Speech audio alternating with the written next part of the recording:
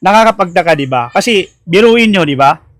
Ah, para kay BP Sara, hirap na hirap siyang magpaliwanag, humarap sa taong bayan, sabihin ang katotohanan, di ba? Kasi biruin nyo, no, tayong mga ordinaryong Pilipino, tayong mga mahihirap, pag inakusahan tayo na dawit ang pangalan natin sa maling mga gawain, narinig natin yung pangalan natin sa barangay, sa pulis, kapag alam natin sa sarili natin na hindi natin nagawa yun, hindi natin nagawa yung paratang na yun, ay agad-agad tayo pumupunta ng barangay o police station para magpaliwanag at sabihin yung totoo at nang sa ganon, masabi natin yung side sa atin, yung katotohanan, para malinis yung pangalan natin.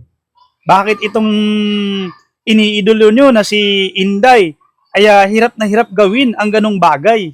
Kung totoo naman na walang itinatago, walang baho na ayaw maamoy ng iba.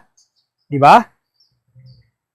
Kesa ginagawa nila ngayon, sinasabi, di ba, na inuuna daw ang impeachment kaysa tumulong sa nangyayari sa bansa natin sa kinakaharap ng krisis.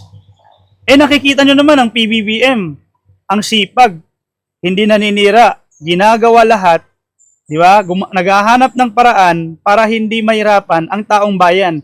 Kaysa iniidolo nyo, may naitulong ba sa kinakaharap natin ngayon na krisis? Lagi nga sinasabi, inuuna daw ang politika kaysa tumulong sa nangyayari ngayon.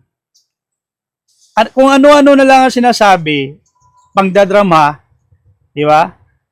Para makaiwas sa trial, di ba? Kung wala naman talaga tinatago, dapat harapin yan. Huwag iwasan. Okay, pakinggan nyo to. Ano nga ba ang ginagawa ni Inday Lustay para maibsan ang hirap ng gastusin? Wala. Ngayon pa na yung drama ni Sara Duterte, sinasabi na inuuna daw ng House of Representatives ang politika, pero ang katotohanan ay marami nang nagawa at ginagawa ang Kongreso upang ibsan ang epekto ng krisis. Ang tanong natin ay, si Sara Duterte ba? Ano ang ginagawa? Wala. Ginagamit lang niyang dahilan ng krisis para umiwas sa impeachment trial. Wala pong mas mataas sa batas, hindi po mas mataas si Sara Duterte sa batas. Kung tayo po bilang normal na mamamayan, kinakailangan magpakita sa barangay o pulis kung tayo po inaakusahan upang magpaliwanag bakit po ang tingin ni Sara Duterte ay hindi siya exempted. Mali po yun. Magkaiba po ang pagtutok sa krisis na dulot ng gera sa impeachment trial. Ganun po yata talaga kapag tamad at incompetent, akala nila impossible na sabay. Hindi po tulad ng mga Duterte, magaling po ang mga kongresista natin. Narinig nyo, di ba? So, dapat kasi, huwag matakot kung wala naman talaga. Aminin ang totoo. Kung walang itinatago, harapin ang katotohanan. Di ba? Kasi kakampi ng inosente ang batas, katotohanan. Diba? Pero kung takot nga ba, baka mamaya, meron siyang itinatago na ayaw malaman sa publiko. Ganun ba yun?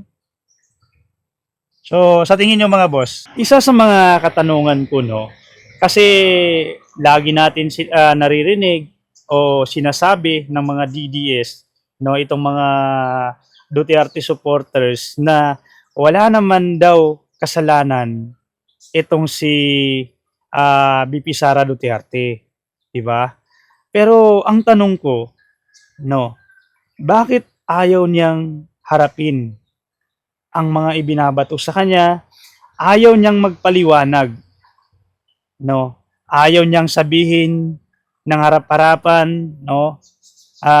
Nang sa ganon, malaman ng taong bayan na talagang wala naman palang kasalanan, 'di ba?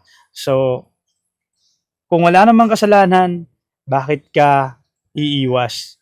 'Di ba? Bakit ka matatakot kung wala naman talagang kasalanan? 'Di ba? So, ito tuloy, hinamon ni Deputy Speaker Ortega si Vice President Sara Duterte na humarap sa taong bayan. So pakinggan nyo po. Ayan, i-play natin dito. Kung talagang may paliwanag si Sara Duterte sa mga accusations sa binabato sa kanya, dapat ay siya ang game na humarap sa House Committee on Justice. Kakampi po ng ebidensya ang katotohanan, Inday Lustay. Hanggang ngayon ay wala kang paliwanag. Sangayon kami sa sabi ni Deputy Speaker Paulo Ortega, responsibilidad ni Sara Duterte bilang Vice Presidente ang humarap sa taong bayan para magpaliwanag. Sa mga DDS, imbes na atakihin nyo ang chairperson na si Jervel Luistro, bakit hindi nyo nalang sabihan si Sara Duterte na humarap doon at magpaliwanag? Basta ha, huwag lang namin maririnig ang lack of due process kapag hindi sumipot sa hearing ha. Binigyan na ng pagkakataon si Sara Duterte, lahat ng klase ng pagkakataon. Ayun, di ba? Narinig nyo naman, di ba? So, tama naman. No, dapat talaga harapin niya. No, dapat talaga magsalita siya para malaman ng taong bayan. Di ba? Pero ganun, siguro ganun talaga dahil kapag guilty, di ba? Kapag guilty ay iiwas at iiwas sa tanong. Di ba? Iiwas at iiwas sa trial. Di ba? Kasi bakit ka nga matakot? Bakit ka hindi haharap? Bakit ka iiwas sa mga tanong? Kung wala ka naman itinatago. Kung wala ka naman baho na ayaw mong maamoy ng taong bayan. Na ayaw mong maamoy ng kung sino man ang nagtatanong. 'Di ba? Pero kung meron kang itinatago at kung meron kang sikretong ayaw ipaalam sa taong bayan, kaya siguro ayaw mong humarap, 'di ba?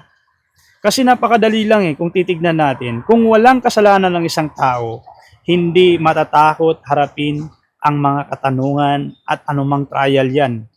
Kung wala naman itinatago, wala namang lihim. Pero kung meron nga talaga, nakakatakot nga talaga humarap. Di ba? Nakakatakot nga talaga sumagot. Dahil mahirap sumagot sa mga tanong kung meron kang itinatagong hindi maganda. Di ba? Sa tingin nyo mga boss. Kasi napakadali lang Kasi kahit sino naman, kung wala naman talaga ginagawa, kung wala naman talagang itinatagong hindi maganda, bakit ka iiwas sa mga tanong? Bakit ka aayaw? 'Di ba? Kasi napakadali isipin, kaya umiiwas, maaaring merong itinatago na ayaw malaman sa publiko. 'Di ba? Sa tingin nyo. So maraming salamat mga boss sa patuloy na pagsuporta dito sa Noisy Mind. So ingat po kayo palagi.